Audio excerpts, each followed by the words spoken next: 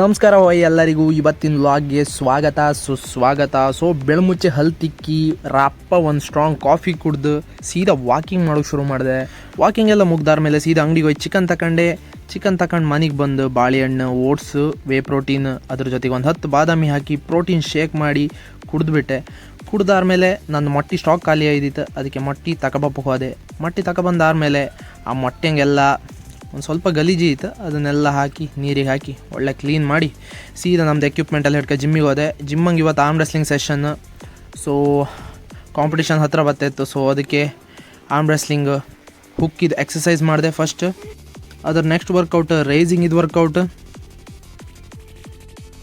ಅದರ next ಹುಕ್ಕಿದೆ workout. ಇದು ಸ್ವಲ್ಪ ಹೋಲ್ಡ್ ಮಾಡೋಕ್ಕೆ ಹೆಲ್ಪ್ ಮಾಡುತ್ತೆ ಅಪೋನೆಂಟನ್ನು ನಮಗೆ.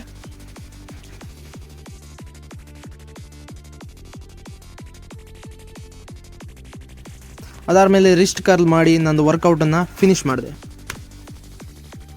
ಸೊ ಗೈಸ್, ಆಫೀಸಿಗೆ ರೀಚ್ ಆದಮೇಲೆ ನನ್ನ ಮೀಲ್ ತಿಂಬೋಕೆ ನೆನಪೋಯ್ತು. ಮೀಲ್ ಅಂತಂದೇಳಿ ಹೇಳಿದ್ರೆ 250 ಗ್ರಾಮ್ ಚಿಕನ್, ಅದ್ರ ಜೊತೆಗೆ 250 ಗ್ರಾಮ್ ರೈಸ್, ಅದ್ರ ಜೊತೆಗೆ ಸ್ವಲ್ಪ ವೆಜಿಟೇಬಲ್ಸ್. ಅದಾದಮೇಲೆ 11:30 ಸುರಿಗೆ ಒಂದು 5 ಮೊಟ್ಟೆ ಆಮ್ಲೆಟ್.